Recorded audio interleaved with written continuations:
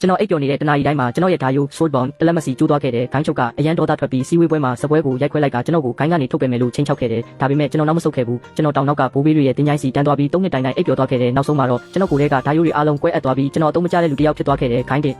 ခုလုံးကကျွန်တော်ကိုဘလို့မှကဲတင်လို့မရတော့ဘူးလို့ထင်ခဲ့ကြတယ်ကျွန်တော်နဲ့နှစ်ယောက်တွဲကြင်ကြံဖို့ကတိပေးခဲ့ဘူးတဲ့ကျွန်တော်ရဲ့အကြီးတန်းညီမလေးကတော့ကျွန်တော်ကိုယွန်ရှာပြီးဆက်ဆံရေးဖြစ်တော့ခဲ့တယ်ဒါပေမဲ့အိမ်မက်ထဲမှာတော့ကျွန်တော်အဟိတ်ရေမောခဲ့တယ်ဘာလို့လဲဆိုတော့ကျွန်တော်စနစ် system ရဲ့အသက်ဝင်ဖို့လိုအပ်ချက်ကိုနောက်ဆုံးတော့ပြည့်မီသွားလို့ပဲကျွန်တော်ကဓာယိုနဲ့မွေးဖွားလာတဲ့ခေတ်တစ်ခေတ်မှာတယောက်ပဲရှိတဲ့ပညာရှင်ပါဒါပေမဲ့ကျွန်တော်ရုတ်တရက်အိမ်မက်စနစ် internal drain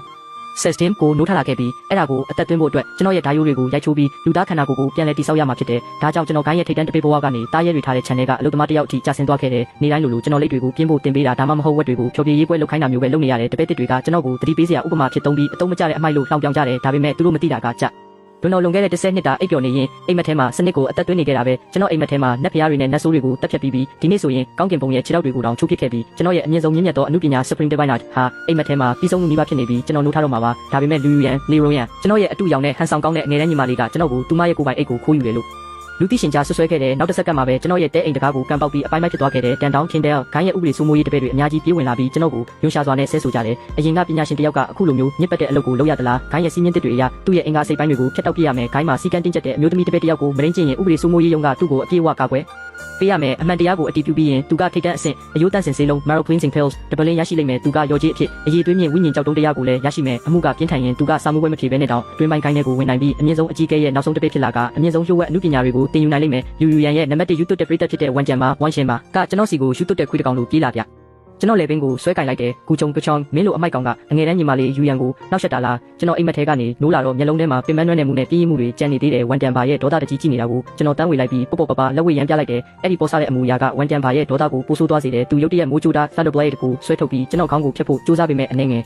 ်ပူတီငိန်တဲ့တပည့်တယောက်ကသူ့ကိုတင်းတင်းကြပ်ကြပ်ဆွဲထားလိုက်တယ်အကြီးတန်းအကူဝမ်စိတ်လျှော့ပါကူချန်ကဲကူချင်းကြီးကတုံးမကြတဲ့လူဖြစ်နိုင်ပေမဲ့သူကတစ်ချိန်ကတန်တောင်းထန်တောင်းဂိုင်းရဲ့နံပါတ်1ပညာရှင်ပါသူကတကယ်ပဲကြီးမားတဲ့ရာဇဝတ်မှုကျူးလွန်ခဲ့ရင်တော့အပြစ်ပေးရမယ့်အကြီးအကဲကသူ့ရဲ့ကံကြမ္မာကိုဆုံးဖြတ်ရမှာပါအခုသူ့ကိုတတ်လိုက်ရင်တက်တဲ့အထောက်ထားမရှိတော့ပဲအငယ်တန်းညီမလေးယူရန်ကသူမရဲ့နာမည်ကိုဘယ်လိုပြန်ရှင်းရမလဲအဲ့ဒါကိုကြားတော့လူအုပ်နောက်ွယ်မှာပုံနေတဲ့လူယူရန်ကချအချင်းပဲတရုတ်ဆောင်စတင်တော့တယ်သူမကတနာစရာကောင်းအောင်ငိုယိုပြီးလိန်ညာတက်တဲ့သူတယောက်လိုစကားတွေကိုအတန်တုံရင်စွာနဲ့ပြောတယ်အကြီးတန်းအကူခြံခဲကတစ်ချိန်ကခေါင်းအတွက်အများကြီးလုပ်ပေးခဲ့ဘူးလားကျွန်မသိပါတယ်အားလုံးကကျွန်မလိုအရေးမပါတဲ့သူတယောက်အတွက်နဲ့တပည့်ချင်းတက်ဖြတ်ရတဲ့အချက်တကွဲအကျိုးနည်းမှုမျိုးကိုခံယူရမယ်ဆိုရင်အကိုတို့အတွက်အခက်အခဲမဖြစ်စေဘူးဒီအချက်တကွဲအကျိုးနည်းမှုမျိုးကိုပဲကျွန်မတယောက်တည်းခံယူလိုက်ပါတော့မယ်သူမအဲ့ဒီလိုပြောလိုက်တဲ့အချိန်မှာဝန်ကြံပါကလုံးဝထိမရတော့ဘူးသူ့ကိုတားနေတဲ့သူတွေကိုလစ်လူရှုပြီးမိုးကြိုးသားကိုဆင့်ခေါ်လိုက်ကတေချင်းတရားရဲ့လျှက်စီးကြောင်းဖြစ်ပြောင်းလဲပြီးကျွန်တော်မျက်နှာကိုတန်းခုတ်လိုက်တယ်အားလုံးရက်ကြအရေးကြီးတဲ့အချိန်မှာအဖြစ်ပေးရမယ့်အကြီးအကဲလေးရွှန်စဲဝီရှုံဝန်စကအုတ်ကပြန်တစင်းလိုကြာဆင်းလာပြီးသူ့ရဲ့ကြောက်မက်ဖွယ်ကောင်းတဲ့ဖိအားကလူအုပ်ကြားကိုလွှမ်းခြုံသွားကဝန်တန်ပါရဲ့တိုက်ခိုက်မှုကိုရပ်တန့်သွားစေတယ်လေးရွှန်စဲရဲ့တိမ်ငက်လိုမျက်လုံးတွေကလူတိုင်းကိုအေးဆက်ဆက်နဲ့ကြည့်လိုက်တယ်ဝန်တန်ပါ